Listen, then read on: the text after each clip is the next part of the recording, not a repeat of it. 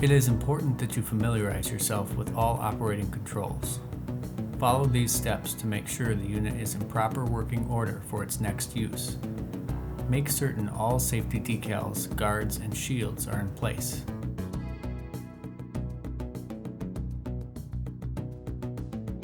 The owner's manual can be found in the tube attached to the unit's frame.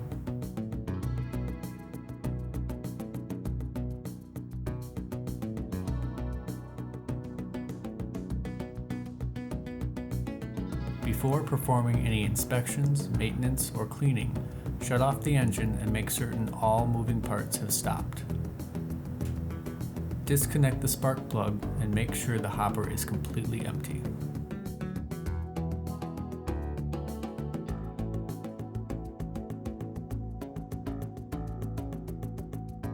Also make sure that the side discharge deflector is pointed downward. Routine inspection of the chipper blade for sharpness will ensure the chipper is operating at full efficiency. Hold the discharge chute up high near the deflector and slowly lower to expose the flywheel and blade components. Be careful not to let the housing drop too quickly, as this may damage the hinge. Make a visual inspection of the blade. If it is dull or damaged, it will need to be rotated or changed. Follow the manual and all safety tips for this procedure. Verify that the blade bolt's torque is at 48 foot-pounds at each inspection. Be sure to wear gloves when inspecting the blade or checking the torque, as the blades are extremely sharp. Also test the housing switch, making certain the engine will not start when open. Check the engine's oil level. A service schedule chart is located in the manual for this unit. The oil should be changed every 100 hours of use or every 6 months, whichever comes first.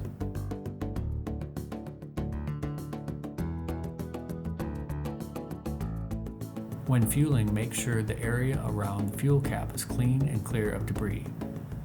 Fill the fuel tank outdoors, never inside. Remember not to fill the fuel tank completely. Leave at least 1 inch of space for the fuel to expand.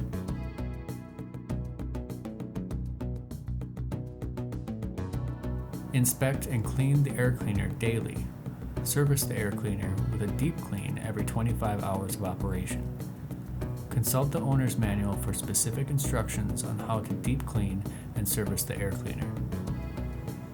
For daily cleaning, use low pressure air to blow around both the foam and paper filters. Use the nozzle to blow air from the inside out.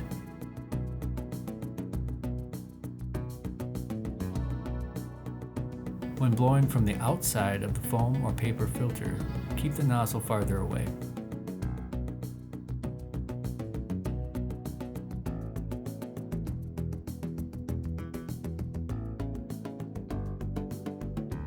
Ensure the rubber gasket is installed correctly over the intake before reinstalling the air filter.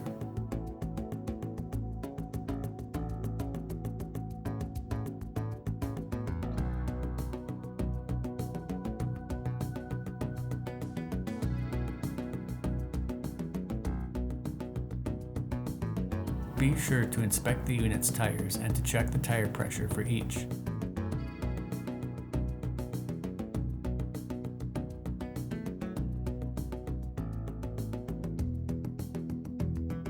The tires for this unit are recommended to be kept at 30 psi.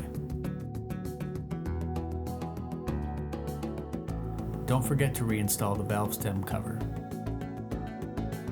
There are a few different areas on this unit that require grease on a regular basis. Grease the zerks on the inside of the wheels.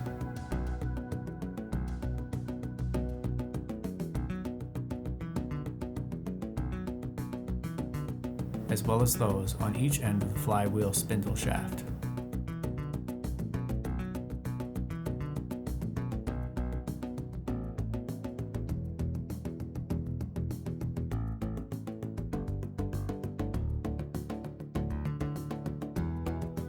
Be sure to wipe off the zerks before and after greasing. Use compressed air to clean the unit. You may use a pressure washer or hose to clean portions of the unit. However, never use water to clean near the carburetor.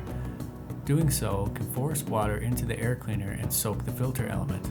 If water enters the carburetor or engine cylinder, it can damage the unit. The cooling fins, air vents, muffler, carburetor, and linkages must always be kept free of dirt and debris. Make sure they're cleaned before every use. Lastly, wipe off the engine at oil and fuel areas, as well as clean around the air cleaner.